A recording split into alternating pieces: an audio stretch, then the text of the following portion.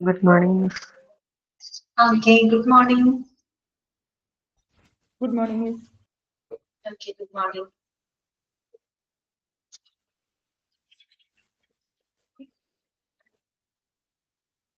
Okay, അപ്പൊ നമുക്ക് start ചെയ്യാം കേട്ടോ. ഇന്നത്തെ ക്ലാസ് നമുക്ക് തുടങ്ങാം. എല്ലാവർക്കും ഗുഡ് മോർണിംഗ്. ഓക്കെ, അപ്പോ നമ്മൾ കഴിഞ്ഞ ക്ലാസ്സിൽ പുതിയൊരു ചാപ്റ്റർ നമ്മൾ തുടങ്ങിയിട്ടുണ്ടായിരുന്നു അല്ലെ? ഏതായിരുന്നു? Ethics and legal issues. വായിച്ചു നോക്കിയോ? 2 പേജ് എടുത്തുള്ളൂ കേട്ടോ. 2 പേജ് ക്ലിയർ ആയോ? എത്തിക്സ് എന്താണെന്നും ലോ എന്താണെന്നും എത്തിക്സ് ആൻഡ് ലീഗൽ ആസ്പെക്ടുകൾ അറിയുന്നതിന്റെ ആവശ്യകത എന്താണെന്നും ഇത്രയും കാര്യങ്ങൾ നമ്മൾ കഴിഞ്ഞ ക്ലാസ്സിൽ പഠിച്ചിരുന്നു. അതുപോലെ MLC എന്ന് പറഞ്ഞാൽ എന്താണ്?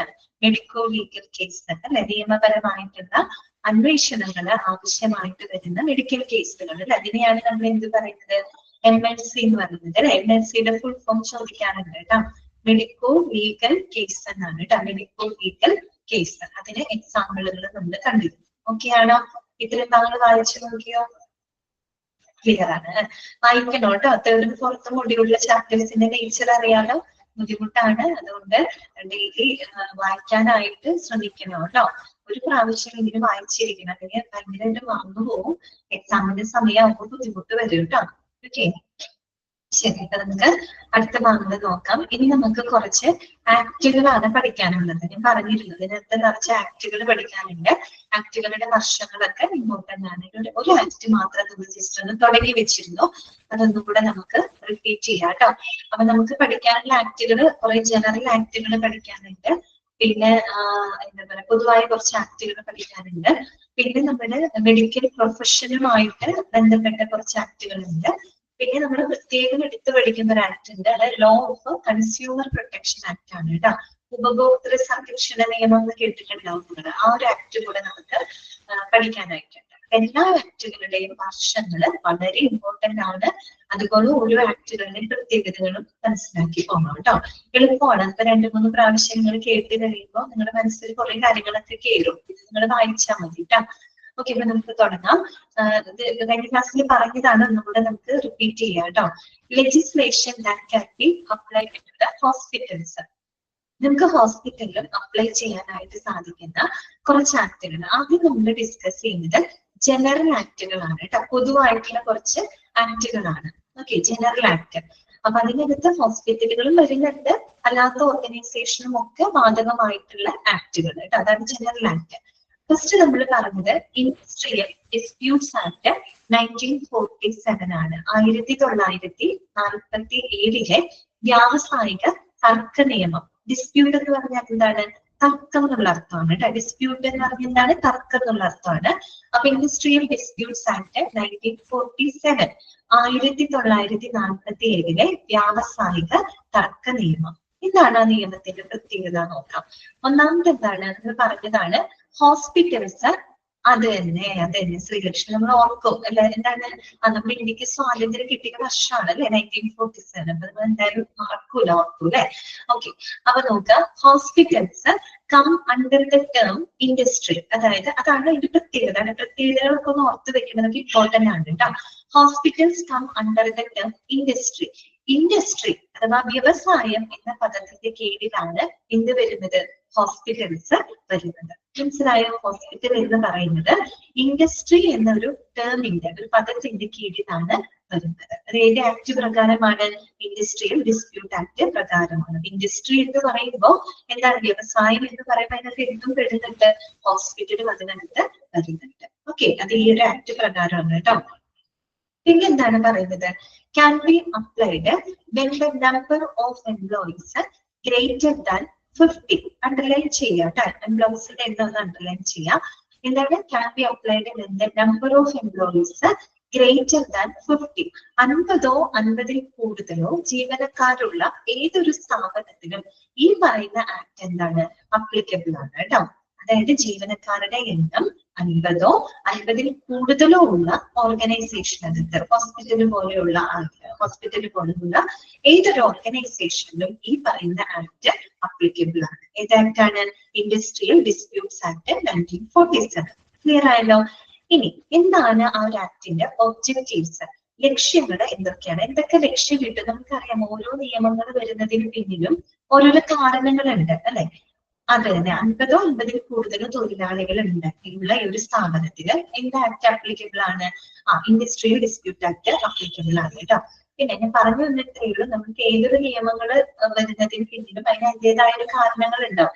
ചില അവകാശ സംരക്ഷണത്തിന് വേണ്ടിയിട്ട് അല്ലെങ്കിൽ എന്താണ് ആളുകളെ സംരക്ഷിക്കുന്നതിന് വേണ്ടിയിട്ടൊക്കെയാണ് നമ്മൾ ഇത്തരത്തിലുള്ള ആക്ടുകൾ കൊണ്ടുവരുന്നത്. ഈ ഒരു കാര്യം പറയാൻ വിട്ടുപോയി, നിമ്മീനെ കണ്ടപ്പോൾ നിമ്മിയുടെ മെസ്സേജ് കണ്ടപ്പോൾ ഓർത്തെ നിമ്മി കഴിഞ്ഞ ദിവസത്തെ എന്താ പറയാ ക്വസ്റ്റ്യന്റെ കാര്യം ഞാൻ നോക്കിയിരുന്നു കേട്ടോ, ചെക്ക് ചെയ്തിരുന്നു, അത് തിരുത്തിയിട്ടുണ്ട് കേട്ടോ. എനിക്ക് തോന്നുന്നു ലാമ സ്റ്റാൻഡ്സ് ഫോർ, ലാമയല്ല AMA സ്റ്റാൻഡ്സ് ഫോർ എന്ന് പറഞ്ഞിട്ടായിരുന്നു ക്വസ്റ്റ്യൻ വന്നിരുന്നത്. അപ്പൊ ഞാൻ ഓപ്ഷൻസ് നോക്കി കഴിഞ്ഞപ്പോ അതിൽ തെറ്റായിട്ടാണ് കിടന്നത്. മെഡിക്കൽ എന്നുള്ളതിനെല്ലാം മെഡുവൽ എന്നാണ് എഴുതിയിരിക്കുന്നത് അല്ലെ. അങ്ങനെ എന്തോല്ലായിരുന്നോ? ഓക്കെ, ഞാനത് കണ്ടിരുന്നത് ഒരു പ്രിന്റിങ്ങിൽ വന്ന മിസ്റ്റേക്ക് ആണ് കേട്ടോ. ഇവിടെ കറക്റ്റ് ആയിട്ടാണ് കൊടുത്തിരുന്നത്, പക്ഷെ പ്രിന്റിങ്ങിൽ വന്ന മിസ്റ്റേക്ക് ആണ്. അത് അവർ പറഞ്ഞു തിരുത്തിയിട്ടുണ്ട് കേട്ടോ. ഇനി ഒന്ന് ചെക്ക് ചെയ്ത് നോക്കാം കേട്ടോ. എനിക്ക് എഗെയിൻസ്റ്റ് മെഡുവൽ, എല്ലാത്തിലും മെഡിക്കൽ എന്ന ടേം മുഴുവൻ മെഡുവൽ എന്നാണ് അവര് പ്രിന്റ് ചെയ്ത് വന്നിരുന്നത്. അപ്പൊ മനസ്സിലായി കേട്ടോ. അപ്പൊ അതൊന്ന് തിരുത്തിയിട്ടുണ്ട് കേട്ടോ. ഓക്കെ, അപ്പോ നമ്മൾ പറഞ്ഞത് ഇത്രയുള്ളൂ. ഇനി ആക്ടിന്റെ ഒബ്ജക്റ്റീവ്സ് എന്തൊക്കെയാന്ന് നോക്കാം കേട്ടോ, ലക്ഷ്യങ്ങൾ എന്തൊക്കെയാന്ന് നോക്കാം. ഒന്നാമത്തത് ഇത് ഇമ്പോർട്ടന്റ് ആണ് കേട്ടോ, secure industrial peace and harmony. അതായത് secure industrial peace and harmony കേട്ടോ. അതായത് വ്യാവസായിക സമാധാനവും ഐക്യവും ഉറപ്പുവരുത്തുക അല്ലെ. വ്യാവസായിക സമാധാനവും അതുപോലെ തന്നെ ഐക്യവും ഉറപ്പുവരുത്തുക. വ്യവസായം എന്ന് പറയുമ്പോൾ അതിലെല്ലാം പെടും, എല്ലാ ഇൻഡസ്ട്രികളും പെടും, ഈവൻ ഹോസ്പിറ്റൽ വരെ അതിനകത്ത് ഉൾപ്പെടുന്നതാണെന്ന് നമ്മൾ പറഞ്ഞു. അപ്പൊ അതിനകത്ത് എന്താണ് സെക്യൂറിന്റെ ഇൻഡസ്ട്രിയൽ പീസ് ആൻഡ് ഹാർമണി, അതായത് വ്യാവസായിക സമാധാനവും ഐക്യവും സുരക്ഷിതമാക്കുക. രണ്ടാമത്തെ ലക്ഷ്യം എന്താണ്? സെറ്റിൽമെന്റ് ഓഫ് ഇൻഡസ്ട്രിയൽ ഡിസ്പ്യൂട്ട്സ്, അതായത് വ്യാവസായിക എന്താ പറയാ തർക്കങ്ങൾക്ക് പരിഹാരം കാണുക. ഈ രണ്ട് ലക്ഷ്യങ്ങളും ആയിട്ട് മുന്നോട്ട് കൊണ്ടുവന്നിട്ടുള്ള ഒരു ആക്ടാണ് ഇൻഡസ്ട്രിയൽ ഡിസ്പ്യൂട്ട് ആക്ട്. ക്ലിയർ ആയോ? അത്രയും മനസ്സിലാക്കിയാൽ മതി. ഇൻഡസ്ട്രിയൽ ഡിസ്പ്യൂട്ട് ആക്ട് 1947 ആണ്. അതിൽ നമ്മൾ പറഞ്ഞ പോയിന്റുകൾ എന്തൊക്കെയാണ്? ഇൻഡസ്ട്രി എന്ന ടേമിന്റെ കീഴിലാണ് ഹോസ്പിറ്റൽ വരുന്നത്. പിന്നെ എംപ്ലോയീസിന്റെ ജീവനക്കാരുടെ എണ്ണം 50 50 കൂടുതലോ ആണെങ്കിൽ ഈ പറയുന്ന ആക്ട് അവിടെ അപ്ലിക്കബിൾ ആണ്. പിന്നെ ഈ ഒരു ആക്ടിന് കാരണമായിട്ടുള്ള ലക്ഷ്യങ്ങൾ എന്തൊക്കെയാണ്? എന്തൊക്കെ ലക്ഷ്യങ്ങൾ മുന്നിൽ കണ്ടുകൊണ്ടാണ് ഈ ഒരു ആക്ട് നിലവിൽ വന്നത്? ഒന്ന്, വ്യാവസായിക സമാധാനവും ഐക്യവും സുരക്ഷിതമാക്കുക. അതുപോലെ തന്നെ എന്താണ്? വ്യാവസായിക തർക്കങ്ങൾക്ക് പരിഹാരം കാണുക. ഈ രണ്ട് ലക്ഷ്യങ്ങളുമായിട്ട് മുന്നോട്ട് കൊണ്ടുവരുന്ന ആക്ടാണ് ഇൻഡസ്ട്രിയൽ ഡിസ്പ്യൂട്ട് ആക്ട് 1947. ക്ലിയർ ആയോ പറഞ്ഞത്? ഓക്കെ ആണോ? മനസ്സിലായോ? ആ ഒരു ആക്ട് ക്ലിയർ അല്ലേ? നെക്സ്റ്റ് കേട്ടോ, അടുത്ത ആക്ട് നമുക്ക് നോക്കാം. Minimum wages act 1948. എന്താണ്? മിനിമം വേജസ് ആക്ട് 1948, 1947 മിനിമം വേതന നിയമം. അതായത് ഓരോ ആക്ടുകളും ഓരോ അവകാശ സംരക്ഷണങ്ങൾക്ക് വേണ്ടിയിട്ടാണ് കൊണ്ടുവരുന്നത് അല്ലെ. നിയമങ്ങൾ കൊണ്ടുവരുന്നത് എന്തിനു വേണ്ടിയിട്ടാണ്? പല അവകാശ സംരക്ഷണങ്ങൾക്കും പലതിന്റെ പ്രൊട്ടക്ഷനും മറ്റും വേണ്ടിയിട്ടാണ് നമ്മൾ ഓരോ നിയമങ്ങൾ കൊണ്ടുവരുന്നത്. അതുപോലെ മിനിമം വേതന നിയമം എന്തിനു വേണ്ടിയിട്ടാണെന്നറിയോ? അതായത് വിവിധ ഗ്രൂപ്പ് തൊഴിലാളികൾ, പ്രത്യേകിച്ച് താഴേക്കിടയിലൊക്കെ എന്താ പറയാ ഇൻഡസ്ട്രീസിൽ അല്ലെങ്കിൽ ചില പ്രത്യേക ഒക്യുപ്പേഷൻസിലൊക്കെ ജോലി ചെയ്യുന്ന ജീവനക്കാർക്ക് മിനിമം വേതനമെങ്കിലും കൊടുക്കണം എന്ന് അതിന് വേണ്ടിയിട്ട് കൊണ്ടുവന്ന ഒരു ആക്ട് ആണ്. അതായത് നമ്മൾ ഒട്ടും വളരെ ലോ വേജസ് ഒക്കെ കൊടുത്ത്, വളരെ താഴ്ന്ന വേതനമൊക്കെ കൊടുത്തിട്ട് തൊഴിലാളികൾ ചൂഷണം ചെയ്യുന്ന ആ ഒരു അവസ്ഥയിൽ നിന്നും അവരെ പ്രൊട്ടക്ട് ചെയ്യുന്നതിന് വേണ്ടി കൊണ്ടുവന്നിട്ടുള്ള ഒരു ആക്ട് ആണ് മിനിമം വേതന നിയമം. അതായത് തൊഴിലാളികൾക്ക്, വിവിധ ഗ്രൂപ്പ് തൊഴിലാളികൾക്ക് ഇത്രയെങ്കിലും ഒരു മിനിമം വേതനം ഇത്രയെങ്കിലും കൊടുത്തിരിക്കണം.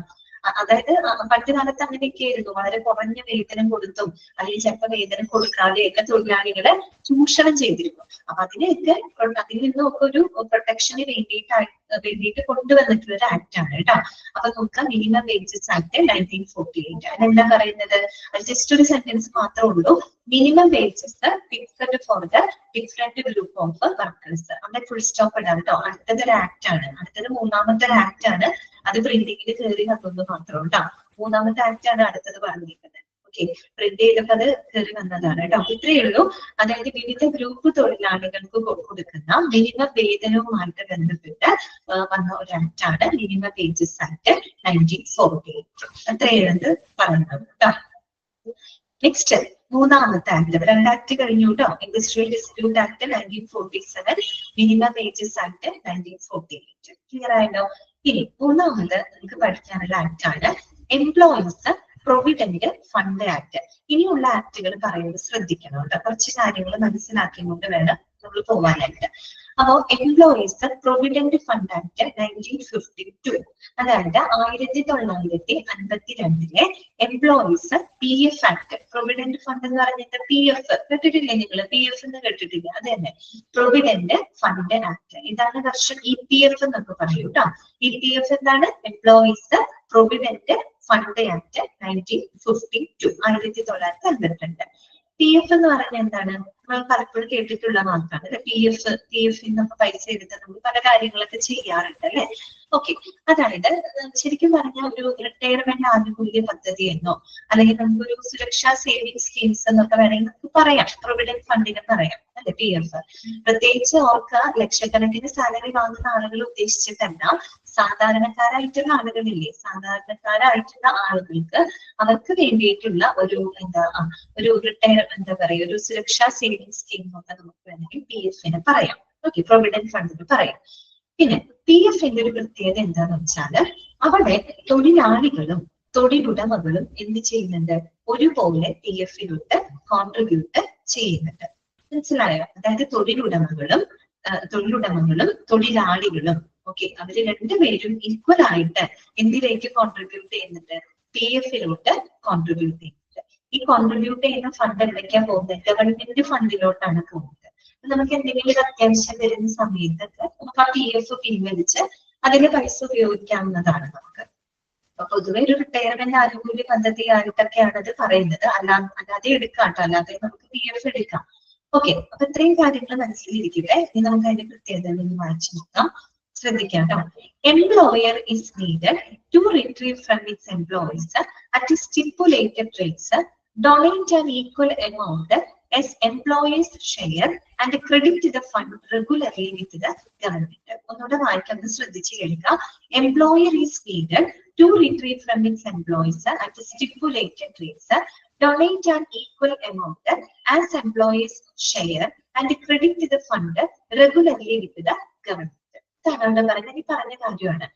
അതിന് മുമ്പ് എംപ്ലോയറും മാറിപ്പോകരുത്. നമുക്ക് അറിയുന്നുണ്ടാവും, എങ്കിലും മാറിപ്പോകരുത്. എംപ്ലോയി എന്ന് പറഞ്ഞാൽ തൊഴിലാളികളാണ് കേട്ടോ. എംപ്ലോയി എന്ന് പറഞ്ഞാൽ തൊഴിലാളികളാണ്. എംപ്ലോയർ എന്ന് പറഞ്ഞാൽ എംപ്ലോയർ എന്ന് പറഞ്ഞാൽ തൊഴിലുടമകളാണ്, തൊഴിൽദാതാക്കളാണ് കേട്ടോ. ഒട്ടും മാറിപ്പോകരുത്. അപ്പൊ ഇവിടെ പറയുന്നത് എംപ്ലോയർ അതായത് തൊഴിലുടമകള് ഈ പറയുന്ന തൊഴിലാളികളുടെ ജീവനക്കാരുടെ അവരുടെ വേതനത്തിന് ഒരു നിശ്ചിത നിരക്കില് റിട്രീവ് ചെയ്യുമ്പോൾ, വീണ്ടെടുക്കുമ്പോൾ, മനസ്സിലാക്കി തരാട്ടോ, വീണ്ടെടുക്കുന്ന സമയത്ത് donate and equal amount as employees share, അതായത് തൊഴിലുടമകളും അതിന് തുല്യമായിട്ടുള്ള തുക എന്തിലോട്ട് കോൺട്രിബ്യൂട്ട് ചെയ്യുന്നുണ്ട്? PF കോൺട്രിബ്യൂട്ട് ചെയ്യുന്നുണ്ട്. അതായത് ഇത്രയുള്ള പറഞ്ഞ കാര്യം, എംപ്ലോയറും ഒരുപോലെ എന്തിലോട്ട് കോൺട്രിബ്യൂട്ട് ചെയ്യുന്നുണ്ട്? PF കോൺട്രിബ്യൂട്ട് ചെയ്യുന്നുണ്ട്. ഓക്കെ, അതായത് ഇപ്പൊ ഒരു എംപ്ലോയി, ഒരു ജീവനക്കാരൻ, ഒരു എക്സാമ്പിളിന് വേണ്ടി പറയാണ്. അപ്പൊ അയാൾ ഒരു 1000 രൂപ വേതനം കിട്ടുന്ന ഒരാളാണെന്ന് വെച്ചാൽ, ദിവസ വേതനം ഒരു 1000 രൂപ കിട്ടുന്ന ഒരു തൊഴിലാളിയാണ് ഇരിക്കട്ടെ. അപ്പൊ അതിന്റെ ഒരു സ്റ്റിപ്പുലേറ്റഡ് റേറ്റ് എന്ന് വെച്ചൊരു നിശ്ചിത നിരക്കാണ്. നിശ്ചിത നിരക്ക് പൊതുവെ PF പറയുന്ന 12% ഒക്കെയാണ് പറയുന്നത് കേട്ടോ. 12% ആക്കിയിട്ടാണ് സാധാരണ PF പറയുന്നത്. അപ്പോ ഈ ഒരു 1000 രൂപ ദിവസ വേതനമുള്ള ഒരു ജീവനക്കാരനാണ് ഇരിക്കട്ടെ. അപ്പോ അയാൾ ആ ഒരു വേതനത്തിന്റെ ഒരു നിശ്ചിത നിരക്ക് എന്ന് വെച്ചാൽ ഒരു 12% ആണെന്ന് വിചാരിക്കാം. അപ്പൊ 1000ന്റെ 12% എന്ന് പറയുമ്പോൾ എത്രയാണ്? 120 രൂപയാണ് അല്ലെ? ആ 120 രൂപ ജീവനക്കാരൻ അയാളുടെ PF കോൺട്രിബ്യൂട്ട് ചെയ്യുന്നുണ്ട്. ഓക്കെ, അതേ 120 രൂപ തന്നെ തൊഴിലുടമകളും തൊഴിലാളിക്ക് വേണ്ടിയിട്ട് എന്തിനോട്ട് കോൺട്രിബ്യൂട്ട് ചെയ്യും? PF കോൺട്രിബ്യൂട്ട് ചെയ്യും. ഇപ്പൊ മനസ്സിലായോ പറഞ്ഞ കാര്യം? രണ്ടു കൂട്ടരും ഒരുപോലെ എന്തിലേക്ക് കോൺട്രിബ്യൂട്ട് ചെയ്യുന്നുണ്ട്? PF കോൺട്രിബ്യൂട്ട് ചെയ്യുന്നുണ്ട്. കൺസെപ്റ്റ് കിട്ടിയാൽ മതി. മനസ്സിലായോ പറഞ്ഞ കാര്യം? ക്ലിയർ ആയോ? അതായത് 1000 രൂപ വേതനമുള്ള ഒരാളാണെന്ന് വിചാരിക്കാം. അപ്പൊ സ്റ്റിപ്പുലേറ്റഡ് റേറ്റ് എന്നാണ് ഇവർ പറഞ്ഞത്, നിശ്ചിത നിരക്ക്. അത് പൊതുവെ ശരിക്കും 12% ഒക്കെയാണ് പറയുന്നത്. അപ്പൊ 1000 രൂപയുടെ 12% എന്ന് പറയുന്നത് 120 രൂപയല്ലേ? ആ 120 രൂപ ഈ തൊഴിലാളി അയാളുടെ പി എഫിലോട്ട് എടുക്കുന്നത്, എല്ലാ മാസവും അയാളുടെ പി എഫിലോട്ട് കയറി പോകുന്നുണ്ട്. അതേ 120 രൂപ തന്നെ തൊഴിലുടമകളും ആർക്ക് വേണ്ടിയിട്ട് കോൺട്രിബ്യൂട്ട് ചെയ്യും? ഈ തൊഴിലാളിക്ക് വേണ്ടിയിട്ട് അയാളുടെ പി എഫിലോട്ട് കോൺട്രിബ്യൂട്ട് ചെയ്യുന്നത്. അതാണ് അവിടെ എഴുതി വെച്ചിരിക്കുന്നത്. Employer is needed to retrieve from his employees at stipulated rate. അതായത് എംപ്ലോയീസിന്റെ വേതനത്തിൽ നിന്നൊരു സ്റ്റിപ്പുലേറ്റഡ് റേറ്റില് എംപ്ലോയർ വീണ്ടെടുക്കുക. എംപ്ലോയർ വീണ്ടെടുക്കുക വെച്ചാൽ പി എഫിലോട്ട് വീണ്ടെടുക്കുമ്പോൾ donate an equal amount as employees share. തൊഴിലുടമകളും അതേ തുക തന്നെ അയാളുടെ ഷെയർ ആയിട്ട് അയാൾ ഇതിലേക്ക് കോൺട്രിബ്യൂട്ട് ചെയ്യാണ്, പി എഫിലോട്ട് കോൺട്രിബ്യൂട്ട് ചെയ്യാണ്. And credit the fund regularly എടുത്തത് ഗവൺമെന്റ്. ഈ കൊടുക്കുന്ന തുക ഇതിലോട്ടാണ് പോകുന്നത്? ഗവൺമെന്റ് ഫണ്ടിലോട്ടാണ് പോകുന്നത്. അപ്പൊ ആവശ്യം വരുന്ന സമയത്ത് നമുക്കത് പിൻവലിച്ച് ഉപയോഗിക്കാവുന്നതാണ്. ഇപ്പൊ ക്ലിയർ ആയല്ലേ പറഞ്ഞ കാര്യം? അപ്പൊ രണ്ടു കൂട്ടരും ഒരുപോലെ എന്തിലോട്ട് കോൺട്രിബ്യൂട്ട് ചെയ്യുന്നുണ്ട്? പി എഫിലോട്ട് കോൺട്രിബ്യൂട്ട് ചെയ്യുന്നുണ്ട്. അത്രയും നിങ്ങൾ മനസ്സിലാക്കാം കേട്ടോ. ഓക്കെ, അടുത്ത പോയിന്റ് എന്താണ്? Can be applied when the number of employees greater than 20. Underline ചെയ്യാം. നേരത്തെ നമ്മൾ ഡിസ്പ്യൂട്ട് ആക്ട് പറയുമ്പോൾ 50 ആണ് പറഞ്ഞത്. ഇവിടെ എന്താണ്? It can be applied when the number of employees greater than 20. ജീവനക്കാരുടെ എണ്ണം 20-ഓ 20-ൽ കൂടുതലോ ആണെങ്കിൽ, 20-ൽ കൂടുതലോ ഉള്ള സ്ഥാപനങ്ങളിൽ എന്ത് കൊടുത്തിരിക്കണം? പി എഫ് കൊടുക്കണം എന്നാണ്. Okay, P F act applicable ആണെന്ന് പറഞ്ഞാൽ ഒരു 20-ൽ കൂടുതലോ ആളുകൾ ജോലി ചെയ്യുന്ന ഒരു സ്ഥാപനത്തിൽ അടുത്ത ആളുകൾക്ക് എന്ത് കൊടുത്തിരിക്കണം? പി എഫ് കൊടുക്കണം എന്നാണ് നിയമം. ഓക്കെ, അതാണ് അവിടെ ഉദ്ദേശിക്കുന്നത് കേട്ടോ. ക്ലിയർ ആയ? എംപ്ലോയീസ് ഗ്രേറ്റർ ദാൻ 20 കേട്ടോ, അത് അണ്ടർലൈൻ ചെയ്തിരിക്കുക. പിന്നെ എന്താ പറയുന്നത്? Non compliance is punishable by the imprisonment. Non compliance എന്ന് പറഞ്ഞാൽ എന്താ? പാലിക്കാതിരുന്നാല്. നമ്മൾ ഓൾറെഡി പറഞ്ഞു, എത്തിക്സ് ലോ എന്ന് പറഞ്ഞപ്പോ പറഞ്ഞു കൃത്യമായിട്ടുള്ള നിയമങ്ങളൊക്കെ കൊണ്ടുവരുന്നുണ്ട്. ആ നിയമങ്ങൾ പാലിക്കാതിരുന്ന് കഴിഞ്ഞാല് നമുക്ക് അതിന് എന്താണ് പല ബുദ്ധിമുട്ടുകൾ നേരിടേണ്ടതായിട്ടുണ്ട്. അതിനെ അവിടെ പറയുന്നത് non compliance is punishable by the imprisonment. നമ്മളിത് പാലിക്കാതിരുന്ന് കഴിഞ്ഞാല് ജയിൽ ശിക്ഷയ്ക്ക് വരെ കാരണമായിരിക്കാം. ഓക്കെ, ഇതൊരു ആക്ട് ആണല്ലോ, അത് പാലിക്കേണ്ട ഒരു ആക്ട് ആണ്. ക്ലിയർ ആയോ പറഞ്ഞ കാര്യം? എംപ്ലോയീസ് പ്രൊവിഡന്റ് ഫണ്ട് ആക്ട് 1952, അതായത് എംപ്ലോയീസിന്റെ ആ വേതനത്തിൽ നിന്നും ഒരു നിശ്ചിത നിരക്കില് പി എഫിലേക്ക് റിട്രീവ് ചെയ്യുമ്പോൾ അതേ തുക തന്നെ എംപ്ലോയറും ഇതിലേക്ക് കോൺട്രിബ്യൂട്ട് ചെയ്യുന്നത്, പി എഫിലോട്ട് കോൺട്രിബ്യൂട്ട് ചെയ്യുന്നത്. ശരിക്കും പറഞ്ഞ രണ്ടു കൂട്ടരും ഒരുപോലെ പി എഫിലോട്ട് കോൺട്രിബ്യൂട്ട് ചെയ്യുന്നുണ്ട്. ഓക്കെ, ഇത് പോകുന്നത് ഗവൺമെന്റ് ഫണ്ടിലോട്ടാണ്. പിന്നെ ജീവനക്കാരുടെ എണ്ണം 20-ഓ 20-ൽ കൂടുതലോ ആണെങ്കിൽ ഈ ഒരു ആക്ട് അവിടെ അപ്ലിക്കബിൾ ആണ്. ഇത് പാലിക്കാതിരുന്നു കഴിഞ്ഞാൽ ജയിൽ ശിക്ഷയ്ക്ക് വരെ കാരണമായിരിക്കാം. ഇത്രയും കാര്യങ്ങൾ മാത്രമായിട്ട് മനസ്സിലാക്കിയിരിക്കുക കേട്ടോ. ഓക്കെ ആണെന്ന് വിചാരിക്കുന്നത്. അടുത്ത ആക്ടിലോട്ട് പോവാൻ നമുക്ക് പേയ്മെന്റ് ഓഫ് ബോണസ് ആക്ട്. പറയുന്ന കാര്യങ്ങൾ ശ്രദ്ധിച്ച് കേൾക്കണം കേട്ടോ. നമുക്ക് ഒരുപാട് തവണ റിപ്പീറ്റ് ചെയ്തുകൊണ്ടിരുന്ന് കഴിഞ്ഞാല് നമ്മുടെ പോർഷൻസ് നീങ്ങില്ല കേട്ടോ. അപ്പൊ നിങ്ങളും കൂടെ സഹകരിക്കണം കേട്ടോ. ഓക്കെ, പേയ്മെന്റ് ഓഫ് എന്താണ്? മന്ത്ലി ആണോ ഇയർലി ആണോ കൊടുക്കുന്നത്? എന്ത്? മന്ത്ലി പേയ്മെന്റിന്റെ ആയിരിക്കും കേട്ടോ. മന്ത്ലി പേയ്മെന്റിന്റെ ഇത്ര പെർസെന്റേജ് വെച്ച് പി എഫിലോട്ട് കയറുന്നത്. അത് ഞാനൊന്ന് എന്താ പറയാ നോക്കിയിട്ട് പറഞ്ഞുതരാം കേട്ടോ. രതീഷ്, എനിക്കത് ഉറപ്പില്ല, അത് ഞാനൊന്ന് നോക്കിയിട്ട് പറഞ്ഞുതരാം കേട്ടോ.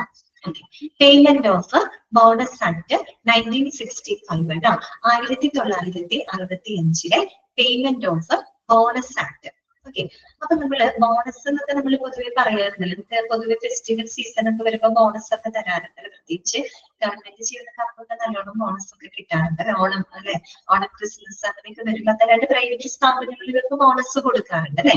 അപ്പൊ നമ്മള് ബോണസ് എന്ന് പൊതുവെ നമ്മൾ എന്താ പറയാ, എന്തിനെ ഉദ്ദേശിക്കുന്നത്? നമുക്കൊരു സ്ഥിരമായിട്ടുള്ള ഒരു സാലറി ഉണ്ട്, പക്ഷെ അതിന് പുറമെ നമുക്ക് തരുന്ന ഒരു എക്സ്ട്രാ റവന്യൂ എന്നുള്ള രീതിയിലാണ്. എപ്പോഴും തരില്ല, എന്തെങ്കിലും ഫെസ്റ്റിവൽ സീസണിലോ അങ്ങനെ എന്തെങ്കിലും ഒക്കേഷനൊക്കെ തരുന്നതാണ് അല്ലെ ബോണസ് എന്ന് പറയുന്നത്. അത് നിങ്ങൾക്ക് അറിയാലോ, നമുക്കൊരു നിശ്ചിത സാലറി ഉണ്ട്, അതിന് പുറമെ നമുക്ക് തരുന്ന ഒരു എന്താ പറയാ എക്സ്ട്രാ വരുമാനം അല്ലെ, അത് തന്നെ എക്സ്ട്രാ ഇൻകം ആണ് എന്ത് ബോണസ് എന്ന് പറയുന്നത്. ഓക്കെ, അത് നിങ്ങൾക്ക് അറിയാവുന്നതാണ്, മനസ്സിലിരിക്കട്ടെ. അപ്പൊ നോക്കാം. It can be applied where the number of employees greater than 40. Underline ചെയ്ത് വെക്കേണ്ട. ഇങ്ങനെ എംപ്ലോയീസിന്റെ എണ്ണം പറയുമ്പോൾ അങ്ങോട്ടും ഇങ്ങോട്ടും മാറിപ്പോകുന്നുണ്ട്. ബോണസ് ആക്ടിൽ എന്താ പറയുന്നത്? It can be applied where the number of employees greater than 40. അതായത് ജീവനക്കാരുടെ എണ്ണം 40-ഓ 40-ൽ കൂടുതലോ ആണെങ്കിൽ, അല്ലെങ്കിൽ 40-ൽ കൂടുതൽ ജീവനക്കാരൊക്കെ വർക്ക് ചെയ്യുന്ന സ്ഥാപനങ്ങൾക്ക് എന്ത് കൊടുത്തിരിക്കണം? ബോണസ് കൊടുത്തിരിക്കണം. ഈ ഒരു ആക്ട് അവിടെ അപ്ലിക്കബിൾ ആണ് കേട്ടോ. 40-ഓ 40-ൽ കൂടുതലോ ജീവനക്കാരുള്ള സ്ഥാപനങ്ങൾക്ക് ഉണ്ടെങ്കിൽ ഈ പറയുന്ന ആക്ട് അപ്ലിക്കബിൾ ആണ്. ഓക്കെ, അടുത്തത് രണ്ടാമത്തെ പോയിന്റ് ഇമ്പോർട്ടന്റ് ആണ്, അണ്ടർലൈൻ ചെയ്ത് വെക്കാം. Charitable or non profitable hospitals are spared. എന്താണ് പറയുന്നത്? Charitable or non profitable hospitals are spared. അതായത് ചാരിറ്റബിൾ ഹോസ്പിറ്റൽസിനെ, നോൺ പ്രോഫിറ്റബിൾ ആയിട്ടുള്ള ഹോസ്പിറ്റൽസിനെ ഈ പറയുന്ന ആക്ടിൽ നിന്നും ഒഴിവാക്കിയിട്ടുണ്ട്. സ്പെയർ ചെയ്തിട്ടുണ്ടെന്ന് വെച്ചാൽ ഒഴിവാക്കിയിട്ടുണ്ട്. അപ്പൊ നമുക്ക് ഇത് എടുത്ത് ചോദിക്കാം. അതായത് പേയ്മെന്റ് ഓഫ് ബോണസ് ആക്ടിൽ നിന്നും ഒഴിവാക്കിയിട്ടുള്ളത് ഇങ്ങനെയുള്ള ഹോസ്പിറ്റലുകളെയാണ്, ചാരിറ്റബിൾ ഓർ നോൺ പ്രോഫിറ്റബിൾ ഹോസ്പിറ്റലുകളെയാണ് നമ്മൾ പേയ്മെന്റ് ഓഫ് ബോണസ് ആക്ടിൽ നിന്നും ഒഴിവാക്കിയിട്ടുള്ളത്. അതിനെ പറ്റി പറയുകയാണെങ്കിൽ നിങ്ങളൊന്ന് മനസ്സിൽ ചിന്തിച്ചാൽ നമുക്ക് പെട്ടെന്ന് ഓർക്കാൻ പറ്റും. ഇപ്പൊ ഞാൻ നേരത്തെ പറഞ്ഞല്ലോ, ബോണസ് എന്ന് പറഞ്ഞു കഴിഞ്ഞാൽ നമുക്ക് എക്സ്ട്രാ ഉള്ള വരുമാനത്തിൽ നമുക്ക് എക്സ്ട്രാ തരുന്ന ഒരു ഇൻകം ആണ് ബോണസ് എന്ന് പറയുന്നത്. അപ്പോ ഈ ചാരിറ്റബിൾ അല്ലെങ്കിൽ നോൺ പ്രോഫിറ്റബിൾ ഹോസ്പിറ്റൽ എന്ന് പറഞ്ഞാൽ എന്താണ്? സേവന മനോഭാവത്തോടു കൂടി പ്രവർത്തിക്കുന്ന ഹോസ്പിറ്റലുകളായിരിക്കും. എന്ന് വെച്ചാൽ ലാഭേച്ഛയില്ല, ലാഭമല്ല അവരുടെ ലക്ഷ്യം. പിന്നെ എന്താണ്? ചാരിറ്റബിൾ ആണ്, അതായത് ഒരു സേവന മനോഭാവത്തോട് കൂടി പ്രവർത്തിക്കുന്ന ഹോസ്പിറ്റലുകളാണ്. അപ്പൊ അങ്ങനെയുള്ള ഹോസ്പിറ്റലുകളെ സംബന്ധിച്ച് അതിന് മാത്രം റവന്യൂ വരുന്നൊന്നും നമുക്ക് ഉറപ്പ് പറയാൻ പറ്റില്ല. അതിന് മാത്രം വരുമാനം ചിലപ്പോൾ അവർക്ക് വന്നൊന്നും വരില്ല. കാര്യം എന്താണ്? അവര് സേവന മനോഭാവത്തോട് കൂടി പ്രവർത്തിക്കുകയാണ്. അപ്പൊ ഒരുപാട് അങ്ങോട്ട് വരുമാനം ചിലപ്പോൾ വന്നൊന്നും വരില്ല. അങ്ങനെ വരുമ്പോ അവർക്ക് അവിടെ പ്രവർത്തിക്കുന്ന സ്റ്റാഫുകൾക്ക് സാലറി കൊടുക്കാൻ പറ്റും. പക്ഷെ അതിന് പുറമെ ഒരു എക്സ്ട്രാ ഇൻകം എന്നുള്ള രീതിയിൽ ചിലപ്പോൾ ബോണസ് കൊടുക്കാൻ പറ്റിയെന്ന് വരില്ല. ഇനി എന്തെങ്കിലും എക്സ്ട്രാ റവന്യൂ അവർക്ക് വരുന്നുണ്ടെന്ന് വെച്ചാൽ അതിനെ നമുക്ക് റവന്യൂ എന്നല്ല സർപ്ലസ് എന്നൊക്കെ പറയാൻ പറ്റും. മിച്ച മൂല്യം എന്നൊക്കെ നമ്മൾ പറയില്ലേ, അതായത് മിച്ചമായിട്ട് എന്തെങ്കിലും അവർക്ക് ലഭിക്കുന്നുണ്ടെങ്കിൽ അവരെന്തിനു വേണ്ടിയിട്ട് ഉപയോഗിക്കുള്ളൂ? ഈ പറയുന്ന ചാരിറ്റബിൾ പർപ്പസിന് വേണ്ടിയിട്ട് ഉപയോഗിക്കുള്ളൂ, അല്ലെ? അല്ലെങ്കിൽ ആളുകളെ സഹായിക്കാനോ അല്ലെങ്കിൽ പാവപ്പെട്ട രോഗികളെ ചികിത്സിക്കാനോ അങ്ങനെയൊക്കെ അവർ ഉപയോഗിക്കുള്ളൂ. അല്ലാണ്ട് എന്ത് ചെയ്യുന്നവര് ഒരു ബോണസ് എന്നുള്ള രീതിയിൽ അവർക്ക് ഒരു പക്ഷെ കൊടുക്കാനായിട്ട് സാധിച്ചൊന്നും വരില്ല. കാര്യം നമ്മൾ ലാഭേച്ഛയോട് കൂടിയല്ല പ്രവർത്തിക്കുന്നത്, സേവന മനോഭാവത്തോടു കൂടി മാത്രം പ്രവർത്തിക്കുമ്പോൾ നമുക്ക് ഒരുപാട് ഇൻകം വരണമെന്ന് യാതൊരു നിർബന്ധവുമില്ല. അങ്ങനെ വരുമ്പോൾ സാലറി കൊടുക്കാൻ പറ്റും, പക്ഷെ അതിന് പുറമെ നമുക്ക് ഒരു എക്സ്ട്രാ ഇൻകം എന്നുള്ള രീതിയിൽ സ്റ്റാഫുകൾക്ക് ചിലപ്പോൾ ബോണസ് കൊടുക്കാൻ പറ്റിയെന്ന് വരില്ല. പിന്നെ എന്താണ്? എന്തെങ്കിലും സർപ്ലസ് മീൻസ് ഒരു മിച്ചം ലഭിക്കുകയാണെങ്കിൽ തന്നെ അവരവരുടെ എന്താ പറയാ ചാരിറ്റബിൾ ആയിട്ടുള്ള പർപ്പസിനും മറ്റും മാത്രമായിട്ടാണ് അവരത് ഉപയോഗിക്കുന്നത്. അപ്പൊ അങ്ങനെ ഒന്ന് ചിന്തിച്ചു കഴിഞ്ഞാൽ നിങ്ങൾക്ക് ഓർക്കാൻ എളുപ്പമാണ്. അതായത് നോൺ പ്രോഫിറ്റബിൾ അല്ലെങ്കിൽ ചാരിറ്റബിൾ ഹോസ്പിറ്റൽസിനെ ഇങ്ങനെയൊരു ആക്ടിൽ നിന്നും ഒഴിവാക്കിയിട്ടുണ്ട്. ക്ലിയർ ആയോ പറഞ്ഞത്? ഓക്കെ ആണോ? മനസ്സിലായോ? ഓക്കെ ആണോ? നെക്സ്റ്റ് വരുന്നത്, അപ്പൊ ചോദിക്കാം കേട്ടോ, ചാരിറ്റബിൾ അല്ലെങ്കിൽ നോൺ എന്താ പറയാ പ്രോഫിറ്റബിൾ ഹോസ്പിറ്റൽസിനെ ഏത് ആക്ടിൽ നിന്നാണ് ഒഴിവാക്കിയിരിക്കുന്നത്? ഏത് ആക്ടാണ്? പേയ്മെന്റ് ഓഫ് ബോണസ് ആക്ട് കേട്ടോ. നെക്സ്റ്റ് വരുന്നതാണ് payment of gratuity act 1972, 1972 gratuity act കേട്ടോ. അപ്പൊ നമ്മൾ ഗ്രാറ്റുവിറ്റിന്ന് നമ്മൾ കേട്ടിട്ടുണ്ട്. പൊതുവെ ഇവിടെ ഗ്രാറ്റുവിറ്റി ഒക്കെ കൊടുക്കാം നമ്മൾ ഈ ജോലിയിൽ പിരിഞ്ഞു പോകുന്ന സമയം, പ്രത്യേകിച്ച് വയസ്സാകാലത്തൊക്കെ അല്ലെ, അല്ലെങ്കിൽ മരണത്തെ തുടർന്ന് അല്ലെങ്കിൽ ജോലിയിൽ നിന്ന് പിരിഞ്ഞു പോകുന്ന സമയത്ത്. ജോലിയിൽ നിന്ന് പിരിഞ്ഞു പോകാന്ന് വെച്ച് കഴിഞ്ഞാൽ സർവീസ് അവരുടെ ആ പ്രായം കഴിഞ്ഞു അല്ലെ, ആ ജോലി ചെയ്യേണ്ട പ്രായമൊക്കെ കഴിഞ്ഞ് അവര് ആ ഒരു ജോലിയിൽ നിന്ന് പിരിഞ്ഞു പോകുന്ന സമയത്ത് അല്ലെങ്കിൽ മരണത്തെ തുടർന്നൊക്കെ കൊടുക്കുന്ന ഒരു എന്താ പറയാ ഒരു പ്രിവിലേജ് ആണ് ഗ്രാറ്റുവിറ്റി എന്ന് പറയുന്നത് അല്ലെ. ഓക്കെ, അത് നമുക്കറിയാലോ 1972 കേട്ടോ.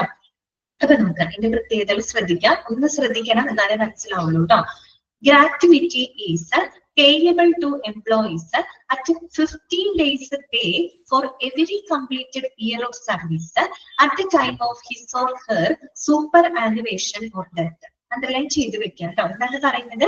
Gratuity is payable to employees at 15 days pay for every completed year of service at the time of his or her superannuation or death. അതായത് ഈ പറയുന്ന ഇങ്ങനെയാണ് നമ്മൾ ഗ്രാറ്റുവിറ്റി കൊടുക്കണമെന്ന് അറിയാമോ? അതായത് ജീവനക്കാര് അവര് പൂർത്തിയാക്കിയിട്ടുള്ള ഓരോ വർഷത്തിനും, ശ്രദ്ധിച്ച് കേൾക്കുക, ജീവനക്കാര് അവര് പൂർത്തിയാക്കിയിട്ടുള്ള ഓരോ വർഷത്തിനും 15 ദിവസത്തെ വേതനമാണ്, 15 ദിവസത്തെ വേതനമാണ് അവർക്ക് എന്തായിട്ട് കൊടുക്കുന്നത്? ഗ്രാറ്റുവിറ്റി ആയിട്ട് പ്രൊവൈഡ് ചെയ്യുന്നത്. ഒന്നുകൂടെ പറയാം, ശ്രദ്ധിച്ച് കേൾക്കുക.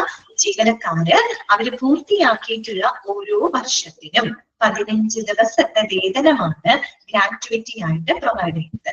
ഇന്ന് പറഞ്ഞത് എക്സാമ്പിൾ പറഞ്ഞത് പെട്ടെന്ന് മനസ്സിലാവും. അതായത് ഒരു ജീവനക്കാരൻ ഒരു 10 വർഷം സർവീസ് എടുത്തിട്ടുള്ള ഒരാളാണ്, 10 വർഷം കംപ്ലീറ്റഡ് ആണ്, സർവീസ് പൂർത്തിയാക്കിയിട്ടുള്ള ഒരാളാണെന്ന് വിചാരിക്കാം. അപ്പൊ ആദ്യത്തെ ഒരു വർഷം, ആദ്യത്തെ വർഷം ഒരു വർഷം, ആ ഒരു വർഷത്തിൽ അയാൾ വർക്ക് ചെയ്ത ആ ഒരു എന്താ പറയാ ആ ഒരു വർഷത്തിന് ഏതെങ്കിലും ഒരു 15 ദിവസത്തെ വേതനം പ്ലസ് അത് കംപ്ലീറ്റ് ചെയ്തല്ലോ, രണ്ടാമത്തെ വർഷത്തേക്കല്ലേ കടന്നു. രണ്ടാമത്തെ വർഷത്തില് 15 ദിവസത്തെ വേതനം പ്ലസ് അങ്ങനെ മൂന്നാമത്തെ വർഷം, നാലാമത്തെ വർഷം, അങ്ങനെ 10 വർഷം അയാൾ കംപ്ലീറ്റ് ചെയ്തിട്ടുണ്ടല്ലോ. ആ 10 വർഷത്തിന് അയാൾക്ക് കംപ്ലീറ്റ് ചെയ്ത എന്താ പറയാ പൂർത്തിയാക്കിയിട്ടുള്ള ഒരു വർഷത്തിന് 15 ദിവസത്തെ വേതനമാണ് ടോട്ടൽ എമൗണ്ട് ആയിട്ട് ആർക്ക് കൊടുക്കുന്നത്? ഇയാൾക്ക് ഗ്രാറ്റുവിറ്റി ആയിട്ട് കൊടുക്കുന്നത്. ഇനി ഒന്നും കൂടെ പറഞ്ഞു തരാം, അപ്പൊ മനസ്സിലാവും. അതായത് ഒരു 30,000 രൂപ മാസ ശമ്പളമുള്ള ഒരാളാണെന്ന് ഇരിക്കട്ടെ, ഒന്ന് ചിന്തിക്കാട്ടോ. 30,000 രൂപ മാസ ശമ്പളമുള്ള ഒരാള്. അപ്പൊ അയാളുടെ ഒരു പെർ ഡേ മാസ ശമ്പളം 30,000. അപ്പൊ പെർ ഡേ എത്രയാണ്? ദിവസ വേതന എങ്ങനെ കണക്കാക്കാം? 30,000 ബൈ 30. 30 എന്ന് പറഞ്ഞ ഒരു മാസത്തെ ദിവസങ്ങളുടെ എണ്ണമാണ് 30 31 30 എടുക്കാം നമുക്ക്. അപ്പൊ 30,000 ബൈ 30 എന്ന് പറയുന്നത് 1000 രൂപ. 1000 രൂപയാണ് അവർക്ക് ദിവസ വേതനം വരുന്നത് ആണല്ലോ. ഈ 1000 രൂപ 1000 രൂപ 15 ദിവസത്തെ ദിവസ വേതനമാണ്. ഒരു ദിവസത്തെ വേതനം എത്രയാണ്? 1000 രൂപ. അപ്പൊ 15 ദിവസത്തെ വേതനം എത്രയായിരിക്കും? 15 ഇൻറ്റു 1000. അപ്പൊ എത്ര വരും? 15,000 വരും അല്ലെ? 15,000 ആണ് വരിക. ഇനി അയാൾ ഒരു 10 വർഷം സേവനം കംപ്ലീറ്റ് ചെയ്തിട്ടുണ്ടെന്ന് വിചാരിക്കാം. അപ്പൊ 15,000 ഇൻറ്റു 10 വർഷം. 10 വർഷമല്ലേ കംപ്ലീറ്റ് ചെയ്തത്? എത്ര വരും? 1,50,000 രൂപ. 1,50,000 രൂപയായിരിക്കും അയാൾക്ക് ഗ്രാറ്റുവിറ്റി എമൗണ്ട് ആയിട്ട്. ഒന്നില്ലെങ്കിൽ അയാളുടെ ജോലിയിൽ നിന്ന് പിരിഞ്ഞു പോകുന്ന സമയത്തോ ഇൻ കേസ് അയാള് മരണാസന്നനായിട്ട് ഇരിക്കുന്ന സമയത്തോ മരണത്തെ തുടർന്നവർക്ക് കൊടുക്കുന്നത് ആ എമൗണ്ട് ആയിരിക്കും. ഇപ്പൊ ക്ലിയർ ആയോ പറഞ്ഞത്? മനസ്സിലായോ? ക്ലിയർ ആയോ? ഓക്കെ അല്ലേ? എല്ലാവർക്കും മനസ്സിലായോ? ക്ലിയർ ആയില്ലേ? 30,000 രൂപ മാസ ശമ്പളം വാങ്ങുന്ന ആള്. അപ്പൊ പെർ ഡേ ദിവസ വേതനം 30,000 ബൈ 30 1000 രൂപ. 1000 രൂപ 15 ദിവസത്തെ വേതനാണല്ലോ. ഒരു ദിവസമാണ് 1000. 15 ദിവസത്തിൽ എത്ര വരും? 15,000. 10 വർഷം കംപ്ലീറ്റ് ചെയ്ത ഒരാളാണെന്ന് ഇരിക്കുന്നത്. അപ്പൊ 15,000 ഇൻറ്റു 10 വർഷം എത്ര കിട്ടും? 1,80,000. അതായത് അതാണ് പറഞ്ഞത് കേട്ടോ. പൂർത്തിയാക്കിയിട്ടുള്ള വർഷം ഓരോ വർഷത്തിനും 15 ദിവസത്തെ വേതനമാണ് ഗ്രാറ്റുവിറ്റി ആയിട്ട് പ്രൊവൈഡ് ചെയ്യുന്നത്. ഇനി അടുത്ത പോയിന്റ് എന്താണ്? എംപ്ലോയീസ് സൂപ്പർ ആനുവേഷൻ അതെ റിട്ടയർമെന്റ് ആണ് കേട്ടോ. സൂപ്പർ ആനുവേഷൻ പിരിഞ്ഞു പോകുന്ന സമയത്ത് കേട്ടോ. റിട്ടയർമെന്റ് എന്ന് പറയുമ്പോൾ ചിലപ്പോൾ അസുഖത്തെ തുടർന്ന് വയസ്സായി വർക്ക് ചെയ്യാൻ പറ്റാത്ത സാഹചര്യം കൊണ്ടൊക്കെ പിരിഞ്ഞു പോകുന്ന കേസുകളാവാം കേട്ടോ. റിട്ടയർമെന്റ് എന്ന് മാത്രം നമുക്ക് പറയാൻ പറ്റില്ല. ചിലപ്പോ വർക്ക് ചെയ്തു പക്ഷെ എന്തെങ്കിലും ആക്സിഡന്റ് സംഭവിക്കുകയോ അല്ലെങ്കിൽ എന്തെങ്കിലും അപകടമൊക്കെ സംഭവിച്ച് പിന്നീട് വർക്ക് ചെയ്യാൻ പറ്റാത്തൊരു സാഹചര്യമൊക്കെ വരില്ലേ? അങ്ങനെയുള്ളതൊക്കെ സൂപ്പർ ആനുവേഷൻ ഒക്കെ ആയിട്ട് പറയാം കേട്ടോ. പട്ടാളത്തിനൊക്കെ വർക്ക് ചെയ്യുന്ന സമയത്ത് എന്തെങ്കിലും ഇഞ്ചുറി ഒക്കെ സംഭവിച്ചാൽ ഇതൊക്കെ കണ്ടിന്യൂ ചെയ്യേണ്ട, തിരിച്ചു പോരാ. ഓക്കെ, അങ്ങനെയൊക്കെ പോലെ കേട്ടോ. അടുത്തതാണ് എംപ്ലോയീസ് ഗ്രേറ്റർ ദാൻ 10 കേട്ടോ. വീണ്ടും എംപ്ലോയീസിന്റെ എണ്ണം പറയുന്നുണ്ട്, അണ്ടർലൈൻ ചെയ്ത് വെക്കാം. ജീവനക്കാരുടെ എണ്ണം 10 10ൽ കൂടുതലുള്ള സ്ഥാപനങ്ങളിൽ എന്ത് കൊടുത്തിരിക്കണം? ഗ്രാറ്റുവിറ്റി കൊടുത്തിരിക്കണം. ഇനി പറയുന്ന 2 പോയിന്റുകൾ ഇമ്പോർട്ടന്റ് ആണ്, നോട്ട് ചെയ്ത് വെക്കാം. ശ്രദ്ധിക്കാം കേട്ടോ. Can be applied to 5 year service completed workers. ചോദിക്കാം കേട്ടോ, ക്വസ്റ്റ്യൻ വരാറുണ്ട്. Can be applied to 5 year service completed workers. അതായത് 5 വർഷം പൂർത്തിയാക്കിയിട്ടുള്ള ആളുകൾക്ക് എന്തിനു വേണ്ടി അപ്ലൈ ചെയ്യാം? ഗ്രാറ്റുവിറ്റിക്ക് വേണ്ടി അപ്ലൈ ചെയ്യാം. മനസ്സിലായോ? അതായത് ഒരു വർഷം പോരാതെ 5 വർഷമെങ്കിലും കംപ്ലീറ്റ് ചെയ്തിട്ടുള്ള ആളുകൾക്ക് മാത്രമേ എന്തിനു വേണ്ടിയിട്ട് എലിജിബിൾ ആവുള്ളൂ? ഗ്രാറ്റുവിറ്റി കിട്ടാനായിട്ട് എലിജിബിൾ ആവുള്ളൂ. ഗ്രാറ്റുവിറ്റി കിട്ടാന്ന് പറഞ്ഞാൽ ഒരു വർഷം ഒന്നും കംപ്ലീറ്റ് ചെയ്താൽ പോരാ കേട്ടോ. 5 വർഷമെങ്കിലും കംപ്ലീറ്റ് ചെയ്തിട്ടുള്ള വർക്കേഴ്സിന് മാത്രമേ എന്തിന് അപ്ലൈ ചെയ്യാനുള്ള എലിജിബിലിറ്റി ഉള്ളൂ? ഗ്രാറ്റുവിറ്റി അപ്ലൈ ചെയ്യാനുള്ള എലിജിബിലിറ്റി ഉണ്ടായിരിക്കും. ഇപ്പൊ മനസ്സിലായില്ല? അപ്പൊ എത്ര വർഷം കംപ്ലീറ്റ് ചെയ്യണം? 5 വർഷം. 5 വർഷമെങ്കിലും മിനിമം വർക്ക് കംപ്ലീറ്റ് ചെയ്തിട്ടുള്ള പൂർത്തിയാക്കിയിട്ടുള്ള ആളുകൾക്ക് മാത്രമേ ഗ്രാറ്റുവിറ്റി കിട്ടാനായിട്ട് അർഹതയുള്ളൂ കേട്ടോ. ഓക്കെ, ഇനി അടുത്ത പോയിന്റ് എന്താണ് പറയുന്നത്? 1 year in case of death. എന്താണ്? 1 year in case of death. അതായത് ഇപ്പൊ മരണം സംഭവിക്കുകയാണെങ്കിൽ ഒരു വർഷം കണക്കാക്കിയാൽ മതി. അതായത് നമ്മൾ പറഞ്ഞല്ലോ 5 വർഷം കംപ്ലീറ്റ് ചെയ്തിട്ടുള്ള ആളുകൾക്ക് മാത്രമേ ഗ്രാറ്റുവിറ്റിക്ക് അർഹതയുള്ളൂ എന്ന് പറഞ്ഞു. പക്ഷെ നിങ്ങൾ ആലോചിച്ച് നോക്കിയാൽ ചിലപ്പോൾ 5 വർഷം ഒന്നും കംപ്ലീറ്റ് ചെയ്യാൻ പറ്റില്ല. ഒരു വർഷം തന്നെ കഴിയുമ്പോൾ ആണ് മരണപ്പെടുക എന്ന് വെച്ചാൽ നമുക്ക് വേറെ ഓപ്ഷൻ ഇല്ല. അങ്ങനെയാണെങ്കിൽ അവർക്ക് ഗ്രാറ്റുവിറ്റി കൊടുക്കാമെന്നാണ് പറയുന്നത്. അപ്പൊ ആ സമയത്ത് 5 വർഷം കംപ്ലീറ്റ് ചെയ്യാത്ത സ്ഥിതിക്ക് അവർക്ക് കൊടുക്കേണ്ട ആവശ്യമില്ല എന്ന് പറയുന്നില്ല. മരണം സംഭവിച്ചിട്ടുണ്ടെങ്കിൽ 5 വർഷം ആയിട്ടില്ലെങ്കിൽ കുഴപ്പമില്ലാന്ന് ഒരു വർഷത്തെ കണക്കാക്കിയിട്ട് അയാൾക്ക് എന്ത് കൊടുക്കാം? ഗ്രാറ്റുവിറ്റി കൊടുക്കാവുന്നതാണ് കേട്ടോ. അപ്പൊ മരണം സംഭവിക്കുന്ന കേസുകൾക്ക് എക്സെപ്ഷൻ ഉണ്ടെന്ന്. 5 വർഷം ഇല്ലാന്ന് കരുതിയിട്ട് ഗ്രാറ്റുവിറ്റി കൊടുക്കാതിരിക്കേണ്ട. ഒരു വർഷം ആയാലും കുഴപ്പമില്ല, മരണം സംഭവിച്ചാൽ കേട്ടോ. ഒരു വർഷത്തെ കണക്കാക്കിയിട്ട് അവർക്ക് എന്ത് കൊടുക്കാം? ഗ്രാറ്റുവിറ്റി കൊടുക്കാവുന്നതാണ്. ഓക്കെ, ക്ലിയർ ആയോ പറഞ്ഞത്? ഗ്രാറ്റുവിറ്റി ആയിട്ട് മനസ്സിലായോ നിങ്ങൾക്ക്? ക്ലിയർ ആയില്ലേ? നെക്സ്റ്റ് വരുന്നത് payment of wages act. Government സർവീസിലാണ് അപ്ലിക്കബിൾ ആയിട്ടുള്ളത്. അതുപോലെ പ്രൈവറ്റിൽ അപ്ലിക്കബിൾ ആണോ എന്നുള്ളതും അറിയില്ല രമേശ, ഞാനത് നോക്കിയിട്ട് പറയാം കേട്ടോ. ഓക്കെ, അടുത്തതാണ് പേയ്മെന്റ് ഓഫ് വേജസ് ആക്ട് 1936 കേട്ടോ, 1936 പേയ്മെന്റ് ഓഫ് വേജസ് ആക്ട്. നേരത്തെ നമ്മൾ പഠിച്ചത് മിനിമം വേജസ് ആക്ട് ആണ് കേട്ടോ, അതുകൊണ്ട് മാറിപ്പോകരുത്. പേയ്മെന്റ് ഓഫ് വേജസ് ആക്ട് അത് ഈ പറയുന്ന പോലെ തൊഴിലാളികളുടെ അവകാശ സംരക്ഷണവുമായിട്ട് ബന്ധപ്പെട്ട് വന്ന ഒരു ആക്ട് ആണ് കേട്ടോ. നോക്കാം എന്താണ് അതിനകത്ത് പറയുന്നത്. സ്റ്റേറ്റ്മെന്റ് ഓഫ് വേജസ്, അതായത് അവർക്ക് ഫെയർ ആയിട്ടുള്ള ബന്ധപ്പെട്ട പേയ്മെന്റ് അവർക്ക് കൊടുക്കാം. അതുപോലെ ടൈമിൽ കൊടുക്കാം, കറക്റ്റ് സമയത്തിന് എന്താ പറയാ വേജസ് കൊടുക്കാം. ചില ആളുകള് ജോലി ചെയ്തിട്ട് അർഹിക്കപ്പെടുന്ന പൈസ കൊടുക്കൂല, സമയത്തിനും കൊടുക്കില്ല അല്ലെ. സമയത്തിന് കൊടുക്കാന്നുള്ളതും ഇമ്പോർട്ടന്റ് ആയിട്ടുള്ള കാര്യമല്ലേ. തോന്നിയ സമയത്ത് കൊടുത്തിട്ട് കാര്യമില്ല അല്ലെ, കാരണം ആ ഒരു വരുമാനത്തെ ആശ്രയിച്ചിട്ടായിരിക്കും അവരുടെ പല കാര്യങ്ങളും മുന്നോട്ട് പോകുന്നത്. അപ്പൊ അങ്ങനെയൊക്കെയുള്ള കാര്യങ്ങൾക്കൊക്കെ ഒരു അവകാശ സംരക്ഷണം, അങ്ങനെയുള്ള കാര്യങ്ങളിലൊക്കെ തൊഴിലാളികളുടെ അവകാശ സംരക്ഷണവുമായിട്ട് ബന്ധപ്പെട്ട് കൊണ്ടുവന്ന ഒരു ആക്ട് ആണ് പേയ്മെന്റ് ഓഫ് വേജസ് ആക്ട് 1936 കേട്ടോ. അപ്പൊ ഈ ഒരു ആക്ട് പ്രകാരം statement of wages that shows all details, അതായത് തൊഴിലാളികളുടെ വേതനവുമായിട്ട് ബന്ധപ്പെട്ട എല്ലാ സ്റ്റേറ്റ്മെന്റ്സുകളും ഈ ഒരു ആക്ട് പ്രകാരം കൊടുത്തിരിക്കണം. എല്ലാ തൊഴിലാളികൾക്കും അവരുടെ വേതനവുമായിട്ട് ബന്ധപ്പെട്ട എല്ലാ സ്റ്റേറ്റ്മെന്റ്സുകളും പ്രൊവൈഡ് ചെയ്തിരിക്കണം. അതുപോലെ അടുത്തത് ഇമ്പോർട്ടന്റ് പോയിന്റ് ആണ്, ചോദിച്ചിട്ടുണ്ട്. Wages must be paid during the first 7 days of the month. ആ first 7 days of the month underline ചെയ്യാം കേട്ടോ. അതായത് മാസത്തില് ആദ്യത്തെ 7 ദിവസത്തിനുള്ളിൽ എന്ത് കൊടുത്തിരിക്കണം, വേജസ് കൊടുത്തിരിക്കണം. അതാണ് ഈ ഒരു ആക്ട് പ്രകാരം പറയുന്നത് കേട്ടോ. അപ്പൊ എന്താണ്, മാസത്തില് ആദ്യത്തെ 7 ദിവസം ഉണ്ടല്ലോ, ആദ്യത്തെ ഒരാഴ്ചക്കുള്ളിൽ എന്ത് കൊടുത്തിരിക്കണം, വേജസ് കൊടുത്തിരിക്കണം. ഓക്കെ, അപ്പൊ അത് ക്വസ്റ്റ്യൻ പറഞ്ഞിട്ടുണ്ട്. First 7 days of the month ആണോ, last 7 days of the month ആണോ, അതോ first 15 days of the month ആണോ, അങ്ങനെ എടുത്ത് ചോദിച്ചിട്ടുണ്ട്. അപ്പൊ ഉത്തരം എന്താണ്, first 7 days of the month ആണ് കേട്ടോ. ഓക്കെ, എത്രയും അത് പഠിച്ചാൽ. അടുത്ത ആക്ട്, നെക്സ്റ്റ് അടുത്ത ആക്ട് ഇതാണ് employees state insurance act 1948. ESI act, ESI ആശുപത്രി, ESI ഉള്ള ആളുകളൊക്കെ ഉണ്ടാവും അല്ലെ, കേട്ടിട്ടുണ്ടാവും.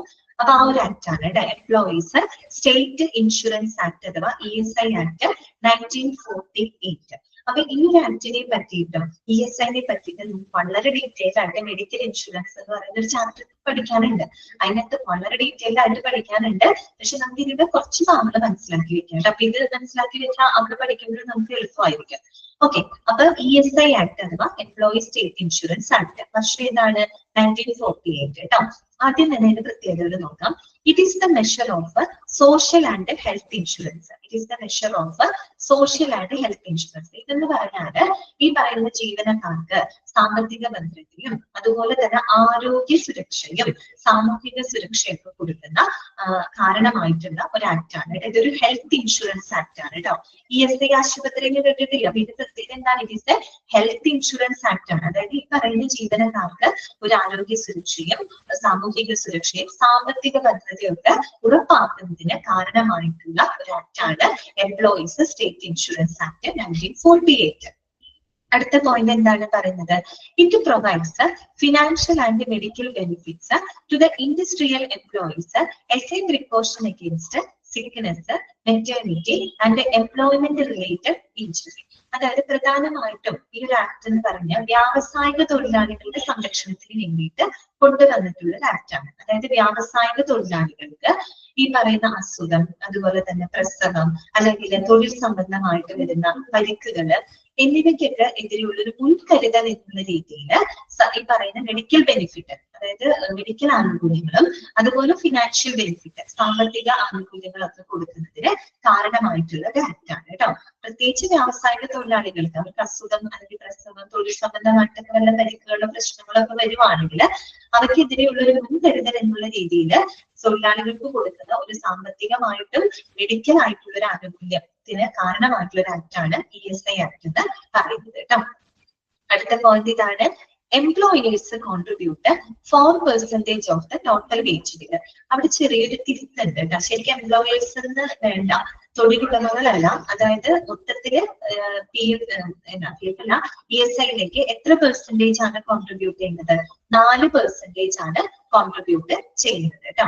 അതായത് നമ്മൾ PF പറഞ്ഞില്ലേ, തൊഴിലാളികളും തൊഴിലുടമകളും ഒരുപോലെ കോൺട്രിബ്യൂട്ട് ചെയ്യുന്നുണ്ട് PF-ലേക്ക് എന്നതുപോലെ ESI-ലോട്ടും രണ്ടുപേരും കോൺട്രിബ്യൂട്ട് ചെയ്യുന്നുണ്ട്. അതായത് തൊഴിലുടമകളും കോൺട്രിബ്യൂട്ട് ചെയ്യുന്നുണ്ട്, തൊഴിലാളികളും എന്തിലോട്ട് കോൺട്രിബ്യൂട്ട് ചെയ്യുന്നുണ്ട്, ESI-ലോട്ട് കോൺട്രിബ്യൂട്ട് ചെയ്യുന്നുണ്ട്. പക്ഷെ അത് കോൺട്രിബ്യൂട്ട് ചെയ്യുന്ന പെർസെന്റേജ് വ്യത്യാസമുണ്ട് കേട്ടോ. PF-ൽ എന്ന് പറയുമ്പോൾ രണ്ടുപേരും ഈക്വൽ എമൗണ്ട് ആണ് കോൺട്രിബ്യൂട്ട് ചെയ്യുന്നത്. പക്ഷെ ESI-ൽ അങ്ങനെയല്ല. ESI-ല് തൊഴിലുടമകളാണ് കൂടുതൽ കോൺട്രിബ്യൂട്ട് ചെയ്യുന്നത്. ശരിക്കും ഇവിടെ ഇതിൽ തൊഴിലുടമകൾ ശരിക്കും ഒരു 3.25% കോൺട്രിബ്യൂട്ട് ചെയ്യുന്നുണ്ട്. തൊഴിലാളികൾ കോൺട്രിബ്യൂട്ട് ചെയ്യുന്നത് ബാക്കി 0.75% ആണ്. അത് രണ്ടും കൂടെ ആഡ് ചെയ്ത് എത്ര വരും, 4% വരും. അതാണ് അവിടെ കൊടുത്തിരിക്കുന്നത്. എംപ്ലോയർ എന്നുള്ള വാക്ക് വേണ്ട കേട്ടോ, അത് തെറ്റാണ് ശരിക്കും.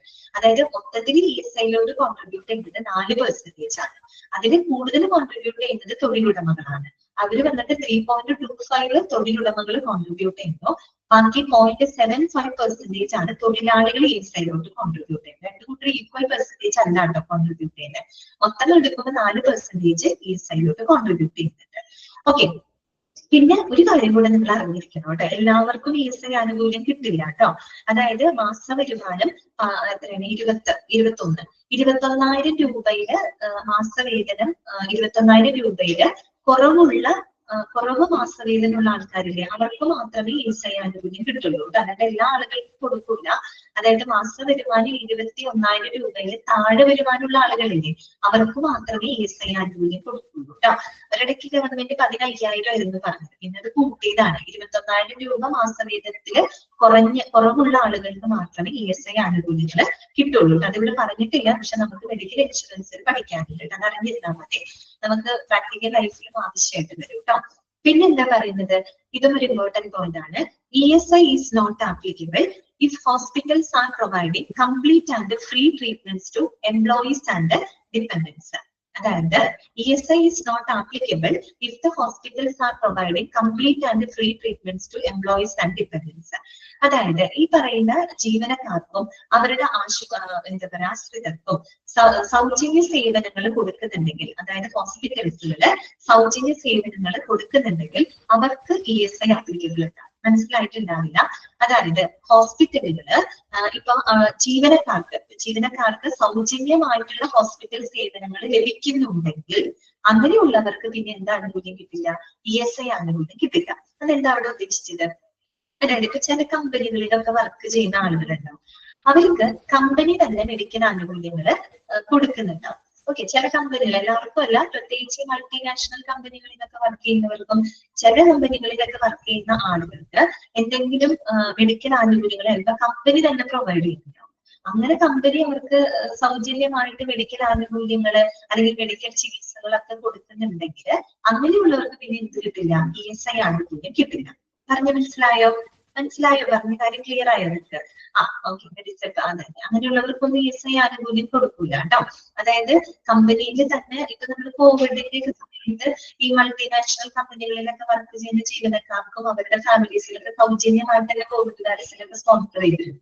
ഓക്കെ, അതായത് അവർക്ക് അവരുടെ എന്താ പറയാ സ്റ്റാഫുകൾക്കും അവരുടെ കുടുംബാംഗങ്ങൾക്കൊക്കെ എന്തെങ്കിലും മെഡിക്കൽ ഇഷ്യൂസ് വന്നാൽ ഈ കമ്പനി തന്നെ സ്പോൺസർ ചെയ്യുന്നുണ്ടോ. അപ്പൊ അങ്ങനെയുള്ളവർക്ക് പിന്നെ എന്ത് കിട്ടില്ല, ESI ആനുകൂല്യം കിട്ടില്ല. ഓക്കെ, അതാണ് അവിടെ ഉദ്ദേശിക്കുന്നത് കേട്ടോ. ESI is not applicable if the hospitals are providing complete and free treatments to employees and dependents. പിന്നെ അടുത്ത പോയിന്റ് എന്താണ്, ഇത് മെഡിക്കൽ പ്രൊഫഷണൽ ആക്ട് ആണ് കേട്ടോ. ഈ ഒരു ആക്ടിന് എന്ത് പറയാം, നമുക്ക് മെഡിക്കൽ പ്രൊഫഷണൽ ആക്ട് ആയിട്ട് കൺസിഡർ ചെയ്യാം. മെഡിക്കൽ പ്രൊഫഷണൽ ആക്ട് എന്ന് പറയുന്ന കാര്യം എന്താണ്, ഇതൊരു ഹെൽത്ത് ഇൻഷുറൻസ് ആക്ട് ആണ് അല്ലെ. ഹെൽത്ത് ഇൻഷുറൻസ് ആക്ട് ആണ്, ആരോഗ്യ സുരക്ഷയൊക്കെ കൊടുക്കുന്നതിന് കാരണമായിട്ടുള്ള ഒരു ആക്ട് ആയതുകൊണ്ട് തന്നെ നമുക്ക് അതിനെ എങ്ങനെ വിശേഷിപ്പിക്കാം, മെഡിക്കൽ പ്രൊഫഷണൽ ആക്ട് എന്ന് വിശേഷിപ്പിക്കാം. മെഡിക്കൽ ആനുകൂല്യങ്ങളൊക്കെ ആണല്ലോ പ്രൊവൈഡ് ചെയ്യുന്നത്. ESI ആശുപത്രി എന്നൊക്കെ കേട്ടിട്ടില്ലേ, അതെ. ഓക്കെ, ക്ലിയർ ആയോ പറഞ്ഞത്? ESI ആക്ട് മനസ്സിലായോ? ഓക്കെ ആണോ? നെക്സ്റ്റ് വരുന്നതാണ് Indian medical council act 1933, 1933 Indian medical council act കേട്ടോ. ഓക്കെ, ഇന്ത്യൻ മെഡിക്കൽ കൗൺസിൽ എന്നതിനെ ചുരുക്കിയിട്ട് നമ്മൾ IMC എന്ന് പറയും കേട്ടോ. ക്വസ്റ്റ്യൻ പേപ്പർ IMC കണ്ടത് എന്താണാവുമെന്ന് ആലോചിക്കരുത്. ഇന്ത്യൻ മെഡിക്കൽ കൗൺസിൽ എന്നാണ്, ഇന്ത്യൻ മെഡിക്കൽ കൗൺസിൽ എന്നാണ്. ഓക്കെ, അതിൽ അറിഞ്ഞിരിക്കേണ്ട കാര്യങ്ങൾ ഇത്രയേ ഉള്ളൂ. Lace down the code of ethics four medical practitioners and controls medical education. അതായത് നമ്മുടെ മെഡിക്കൽ എഡ്യൂക്കേഷൻ കൺട്രോൾ ചെയ്യുന്നതിനും അതുപോലെ തന്നെ മെഡിക്കൽ പ്രാക്ടീഷണേഴ്സ് മെഡിക്കൽ പ്രാക്ടീഷണേഴ്സിനൊക്കെ എന്താ പറയാ പ്രാക്ടീഷണർമാർക്കായിട്ട് കോഡ് ഓഫ് എത്തിക്സ്, നമ്മൾ എത്തിക്സ് ഒക്കെ പറഞ്ഞതാണ്, കോഡ് ഓഫ് എത്തിക്സ് ഒക്കെ ഫോർമുലേറ്റ് ചെയ്യുന്നതിന് കാരണമായിട്ടുള്ള ഒരു ആക്ട് ആണ് ഇന്ത്യൻ മെഡിക്കൽ കൗൺസിൽ ആക്ട്. ചുരുക്കി പറഞ്ഞാൽ ഇന്ത്യൻ മെഡിക്കൽ കൗൺസില് രൂപീകൃതമാവാനായിട്ട് കാരണമായിട്ടുള്ള ആക്ട് എന്താണ്? IMC ആക്ട് 1933 ആണ്. ആ ഒരു ആക്ട് പ്രകാരമാണ് ഇന്ത്യൻ മെഡിക്കൽ കൗൺസിലുകൾ രൂപീകൃതമായിട്ട്. ഈ പറയുന്ന ഇന്ത്യൻ മെഡിക്കൽ കൗൺസിലുകളാണ് ഈ പറയുന്ന മെഡിക്കൽ എഡ്യൂക്കേഷനെ കൺട്രോൾ ചെയ്യുന്നതും മെഡിക്കൽ പ്രൊഫഷണലുകൾക്കായിട്ടുള്ള കോഡ് ഓഫ് എത്തിക്സുകൾ, ധാർമ്മിക കോഡുകളൊക്കെ സ്ഥാപിക്കുന്നതും ആരാണ്? ഇന്ത്യൻ മെഡിക്കൽ കൗൺസിലാണ്. ഈ കൗൺസിൽ രൂപീകൃതമാകാൻ കാരണമായിട്ടുള്ള ആക്ട് ആണ് എന്ത്? ഈ പറയുന്ന ആക്ട് IMC ആക്ട് 1933. ഓക്കെ, അതാണ് അത് പറയുന്നത് കേട്ടോ. രണ്ടാമത്തെ പോയിന്റ് ഇതാണ്, state medical councils established under the act have the same function in the respective States. അപ്പോ ഇത് ഇന്ത്യൻ മെഡിക്കൽ കൗൺസിൽ ആക്ട് പ്രകാരം അതത് സംസ്ഥാനങ്ങളില് എന്തുണ്ട്? സംസ്ഥാന മെഡിക്കൽ കൗൺസിലുകളുണ്ട്. കേന്ദ്രത്തിലുള്ളതുപോലെ തന്നെ ഈ ഒരു ആക്ട് പ്രകാരം അതത് സംസ്ഥാനങ്ങളിലെ മെഡിക്കൽ എന്താ പറയാ മെഡിക്കൽ എഡ്യൂക്കേഷനെ കൺട്രോൾ ചെയ്യാനും മെഡിക്കൽ പ്രൊഫഷണലുകൾക്കായിട്ടുള്ള കോഡ് ഓഫ് എത്തിക്സ് സ്ഥാപിക്കാനും അതത് സംസ്ഥാനങ്ങളിലും എന്തുണ്ട്? സ്റ്റേറ്റ് മെഡിക്കൽ കൗൺസിലുകൾ രൂപീകൃതമായിട്ടുണ്ട്. അതും ഇന്ത്യയുടെ അടിസ്ഥാനത്തിലാണ് ഈ ഒരു ആക്ടിനെ ബേസ് ചെയ്തുകൊണ്ടാണ് കേട്ടോ. ഓക്കെ, പിന്നെന്താണ്? Recognition of teaching hospitals are centrally controlled by IMC. അങ്ങനെ ഞാൻ ചെയ്ത് വെക്കാം കേട്ടോ. Recognition of teaching hospitals are centrally controlled by IMC. അതായത് ടീച്ചിങ് ഹോസ്പിറ്റൽ എന്ന് പറഞ്ഞാൽ എന്താണ്? മെഡിക്കൽ കോളേജ് ഹോസ്പിറ്റലിന്റെ മെഡിക്കൽ കോളേജ് അവിടെ എന്ന് പറയുമ്പോൾ ഡോക്ടേഴ്സ് ആവാൻ പഠിക്കുന്ന ആളുകളുണ്ട് അല്ലെ, അതായത് എന്താ പറയുക സ്റ്റുഡന്റ് ഡോക്ടേഴ്സുകളൊക്കെ ഉണ്ട്, നഴ്സസ് ഒക്കെ ഉണ്ട്. അപ്പൊ അത്തരത്തിലുള്ള ടീച്ചിങ് ഹോസ്പിറ്റൽ എന്ന് പറയുമ്പോൾ മെഡിക്കൽ കോളേജ് പോലെയുള്ള ഹോസ്പിറ്റലുകളിലേക്ക് എന്താണ് അംഗീകാരം കൊടുക്കുന്നത് ആരാണ്? IMC ആണ് കേട്ടോ. ഇന്ത്യൻ മെഡിക്കൽ കൗൺസിൽ ആണ് കേട്ടോ. മെഡിക്കൽ കോളേജ് പോലെയുള്ള ടീച്ചിങ് ഹോസ്പിറ്റലുകൾക്കൊക്കെ അംഗീകാരം കൊടുക്കുന്നത് ഇന്ത്യൻ മെഡിക്കൽ കൗൺസിൽ ആണ്. അത്രയും വേറെ പോയിന്റുകളൊന്നും അതിനകത്ത് പറയുന്നില്ല കേട്ടോ. എന്തിനു വേണ്ടിയിട്ടാണ് ഇന്ത്യൻ മെഡിക്കൽ കൗൺസിൽ രൂപീകൃതമാവാൻ കാരണമായിട്ടുള്ള ആക്ട്? ഈ ഒരു ആക്ട് പ്രകാരമാണ് മെഡിക്കൽ എഡ്യൂക്കേഷനെ കൺട്രോൾ ചെയ്യുന്നതും മെഡിക്കൽ പ്രൊഫഷണലുകൾക്കായിട്ട് കോഡ് ഓഫ് എത്തിക്സ് ഒക്കെ ഫോർമുലേറ്റ് ചെയ്യുന്നത് ഈ ഒരു ആക്ട് പ്രകാരമാണ്. ഓക്കെ, നെക്സ്റ്റ് വരുന്നതാണ് Indian nursing council act 1947. Okay, Indian nursing council act 1947. ആ പേര് കേൾക്കുമ്പോൾ തന്നെ നമുക്കറിയാം അല്ലെ, നഴ്സിംഗ് പ്രൊഫഷനുമായിട്ട് ബന്ധപ്പെട്ട ആക്ട് ആണത്. എന്ന് പറഞ്ഞാല് formulate the educational standards and requirements for the registration of nurses. അതായത് നഴ്സസിന്റെ രജിസ്ട്രേഷനുമായിട്ട് ബന്ധപ്പെട്ട മാനദണ്ഡങ്ങളും ആവശ്യകതകളൊക്കെ ഫോർമുലേറ്റ് ചെയ്യുന്നതിന് കാരണമായിട്ടുള്ള ആക്ട് ആയിട്ടാണ് ഇന്ത്യൻ നഴ്സിംഗ് കൗൺസിൽ ആക്ട് 1947. അറിയാലോ, നഴ്സുമാരുമായിട്ട് ബന്ധപ്പെട്ട കാര്യമാണ്. സോ നഴ്സസിന്റെ രജിസ്ട്രേഷൻ അതുപോലെ അവരുടെ എന്താ പറയുക വിദ്യാഭ്യാസ മാനദണ്ഡങ്ങളുമായിട്ടൊക്കെ ബന്ധപ്പെട്ട കാര്യങ്ങൾ ഫോർമുലേറ്റ് ചെയ്യുന്നതിന് കാരണമായിട്ടുള്ള act Indian nursing council act 1947. അടുത്തത് എന്താണ്?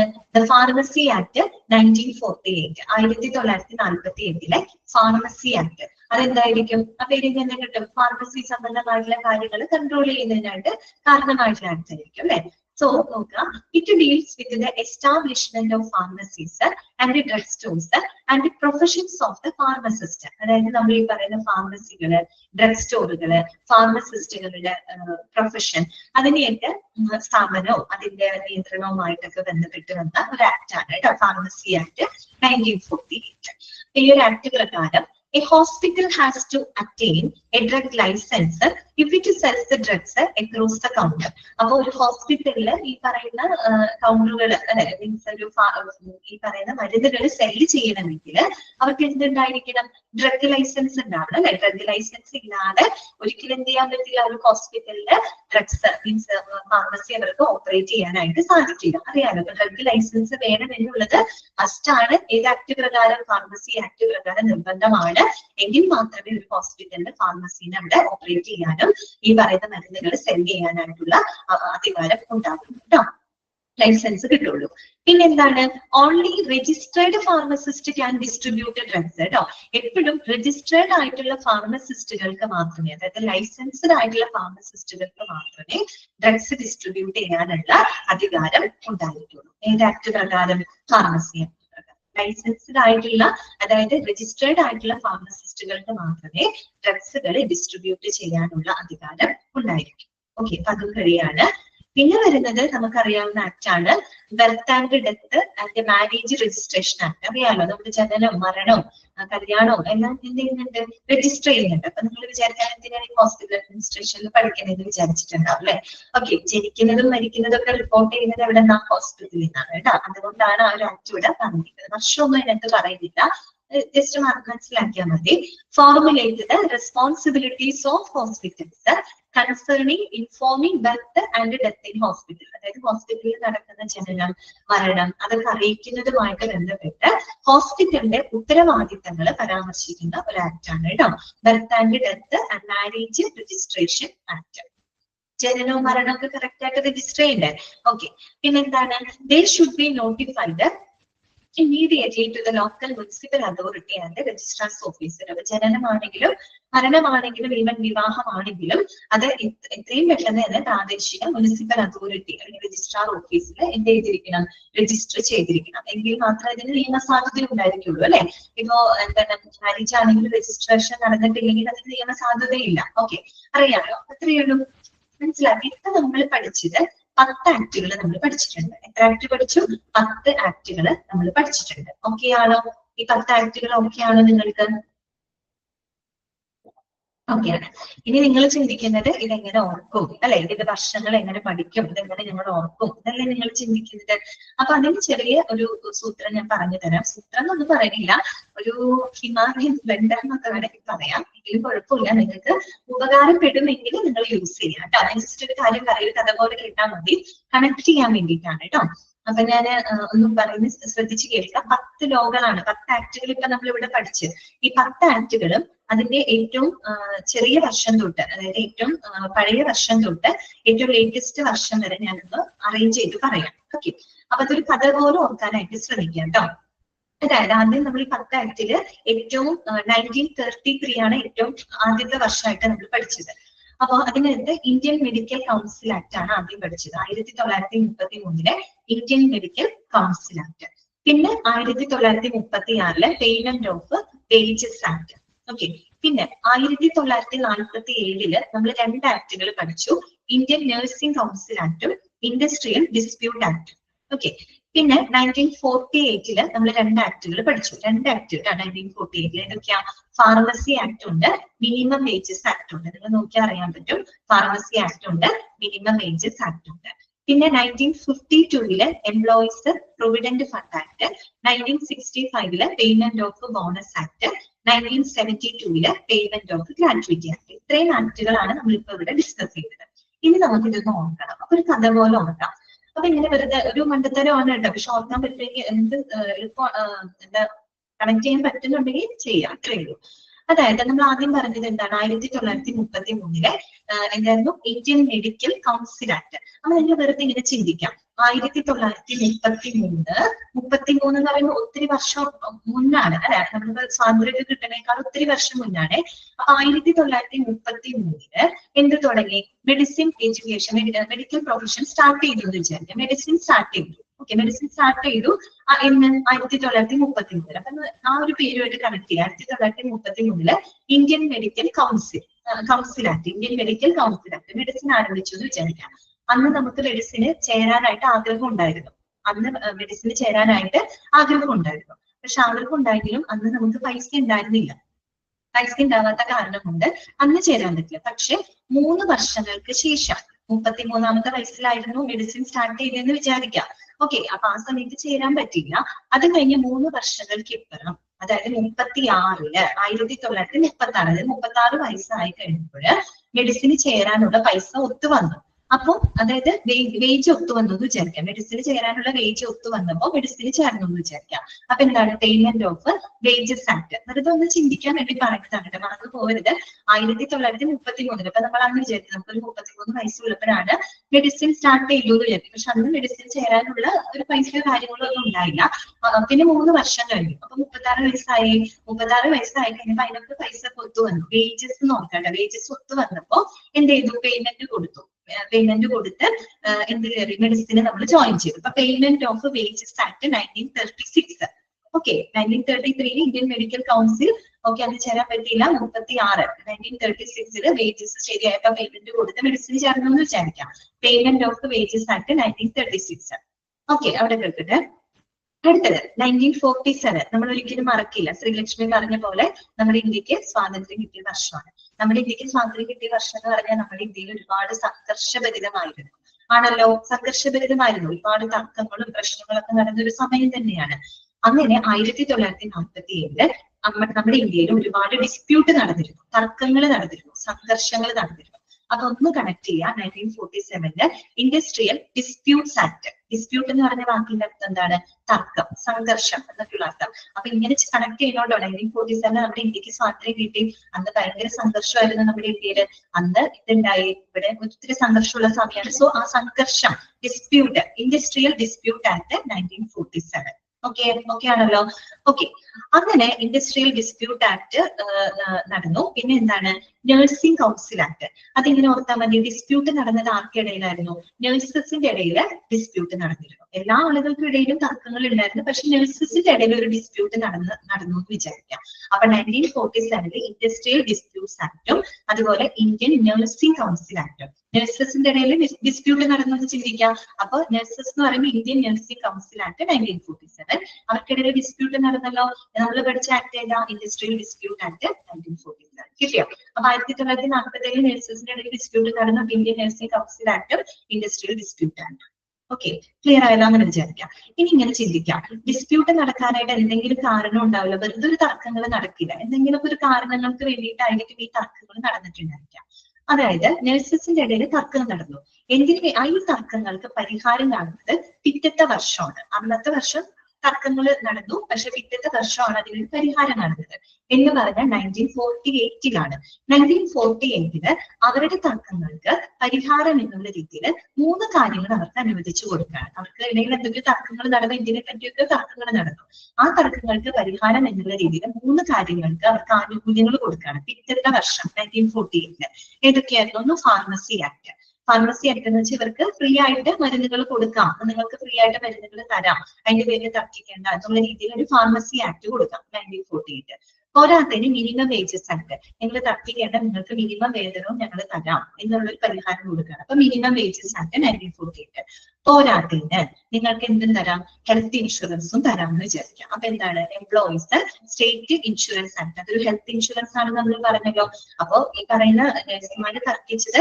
എന്തൊക്കെയോ കാര്യങ്ങൾക്ക് വേണ്ടിയിട്ടാണ് അവരുടെ കാര്യങ്ങൾക്ക് പരിഹാരം എന്ന രീതിയിൽ പിറ്റത്തെ വർഷം അവർക്ക് ഫ്രീ ആയിട്ട് മരുന്ന് തരാം അപ്പൊ മരുന്ന് എന്ന് പറയുമ്പോൾ നിങ്ങൾ ഫാർമസി ആയിട്ട് കണക്ട് ചെയ്യണം ഫാർമസി ആക്ട് അതുകൂടാതെ നിങ്ങൾക്ക് മിനിമം വേതനം തരാം അപ്പൊ മിനിമം വേജസ് ആക്ട് 1948 പോരാത്തതിന് നിങ്ങൾക്ക് ഒരു ഹെൽത്ത് ഇൻഷുറൻസും തരാം ആനുകൂല്യം കൊടുക്കുകയാണ് അപ്പൊ എംപ്ലോയി സ്റ്റേറ്റ് ഇൻഷുറൻസ് ആക്ട് 1948 അങ്ങനെ ചിന്തിക്കാം ഓക്കെ ഇത്രയും കാര്യങ്ങൾ ക്ലിയർ ആയല്ലോ ഇനി എന്ത് വേണം ബാക്കിയുള്ളത് നിങ്ങൾ അല്ലാണ്ട് പഠിക്കാം 1952 എന്ത് കിട്ടി provident fund act PF act എന്ന് പറയുമ്പോൾ ഞാൻ പറഞ്ഞു സാധാരണക്കാർക്ക് എന്താ പറയുക ഒരു സുരക്ഷാ സേവിംഗ് സ്കീമാണ് അല്ലെ അപ്പൊ ഒരു 52 വയസ്സിൽ PF എടുക്കേണ്ട ഒരു ആവശ്യം വന്നു എന്ന് വിചാരിക്കാം 52 വയസ്സിൽ അപ്പൊ 1952 PF ആക്ട് ഓക്കെ പിന്നെ 65 ആയി 65 വയസ്സായി കഴിഞ്ഞപ്പോ ബോണസ് കിട്ടിയെന്ന് വിചാരിക്കാം അപ്പൊ 1965 ബോണസ് ആക്ട് 1972 22 വയസ്സായാലും ഏകദേശം എന്തായി മരിക്കാറായി ഇനിയിപ്പോ ജോലി ചെയ്യാനൊന്നും പറ്റില്ല ആ സമയത്ത് എന്ത് കിട്ടി നമുക്ക് payment of gratuity act gratuity കിട്ടിയെന്ന് വിചാരിക്കാം ഇത് ഭയങ്കര മണ്ടത്തരമാണ് പറയുന്നത് പക്ഷെ നിങ്ങളൊരു കഥ പോലെ നിങ്ങളൊന്ന് ഓർക്കാനായിട്ട് ശ്രമിക്കും ഇനി ഒന്ന് ആലോചിച്ച് നോക്കി കഥയൊന്ന് മനസ്സിൽ ചിന്തിച്ച് 1933 33 വയസ്സിൽ മെഡിസിൻ സ്റ്റാർട്ട് ചെയ്തു ഇന്ത്യൻ മെഡിക്കൽ കൗൺസിൽ അന്ന് ചേരാൻ പറ്റിയില്ല 36 വയസ്സിലാണ് പൈസ ഒത്തു വന്നത് പേയ്മെന്റും വേജസ് ഒക്കെ ഒത്തു വന്നത് അന്നാണ് 1936 പേയ്മെന്റ് ഓഫ് വേജസ് ആക്ട് അങ്ങനെ പോയിക്കൊണ്ടിരുന്നു 47 നമ്മുടെ ഇന്ത്യക്ക് സ്വാതന്ത്ര്യം കിട്ടി ഇവിടെ ഭയങ്കര തർക്കം നടന്നു നഴ്സുമാരുടെ ഇടയിൽ ഭയങ്കര ഡിസ്പ്യൂട്ട് നടന്നു 1947 Indian nursing council act industrial dispute act അതിനൊരു പരിഹാരം എന്നോണം പിറ്റത്തെ വർഷം 1948 3 കാര്യങ്ങൾ അവർക്ക് നഴ്സസിനായിട്ട് അനുവദിച്ചു കൊടുക്കാണ് ഫ്രീ ആയിട്ട് മരുന്ന് കൊടുക്കാം ഫാർമസി ആക്ട് അതുപോലെ മിനിമം വേജസ് തരാം അപ്പൊ എന്താണ് മിനിമം വേജസ് ആക്ട് പോരാത്തതിന് നിങ്ങൾക്ക് ഒരു ഹെൽത്ത് ഇൻഷുറൻസ് സ്കീം തരാം ആനുകൂല്യം തരാം അപ്പൊ എന്താണ് employee state insurance act 52 PF എടുക്കേണ്ട ഒരു ആവശ്യം വന്നു ഓക്കെ ഒരു മക്കളുടെ മറ്റേ കല്യാണം വന്നു എന്ന് വിചാരിക്കാം പൈസ ഇല്ല അപ്പൊ PF എടുക്കേണ്ടി വന്നു അപ്പൊ 52 എംപ്ലോയീസ് പ്രൊവിഡന്റ് ഫണ്ട് ആക്ട് 65 കുറച്ച് ബോണസ് കൂടെ തന്നു നല്ല പെർഫോമൻസ് ഒക്കെ ചെയ്തുകൊണ്ട് ബോണസ് കിട്ടി 72 ആയപ്പോൾ ഏകദേശം മരിക്കാറായി ഗ്രാറ്റുവിറ്റി ഓക്കെ അങ്ങനെ കണക്ട് ചെയ്യാനായിട്ട് നോക്കാം കേട്ടോ. മിസ് കുറെ മണ്ടത്തരം വിളിച്ചു പറഞ്ഞതൊന്നും വിചാരിക്കരുത് കേട്ടോ. നിങ്ങൾക്ക് പഠിക്കാനായിട്ട് കണക്ട് ചെയ്യാൻ വേണ്ടിയിട്ടാണ് ഞാൻ ഈ പറഞ്ഞത് കേട്ടോ. ആന മണ്ടത്തരങ്ങളൊക്കെ വിളിച്ചു പറഞ്ഞു മിസ് ക്ലാസ്സിൽ ആരോട് പറയണ്ട, ജസ്റ്റ് നോക്കാൻ വേണ്ടിയിട്ട് കേട്ടോ. ഈ 10 ആക്ടിന് പുറമെ നമുക്ക് വേറെ കുറെ ആക്ടുകൾ പഠിക്കാനുണ്ട്, പക്ഷെ അതൊക്കെ നമുക്ക് ഓർക്കാൻ എളുപ്പമായിരിക്കും കേട്ടോ. ഇപ്പൊ ഞാൻ അൺമ്യൂട്ട് ചെയ്യാണ്. ഇന്നത്തെ ക്ലാസ്സിൽ നിങ്ങൾക്ക് എന്തെങ്കിലും ഡൗട്ടുകൾ ഉണ്ടെങ്കിൽ ചോദിക്കാം കേട്ടോ.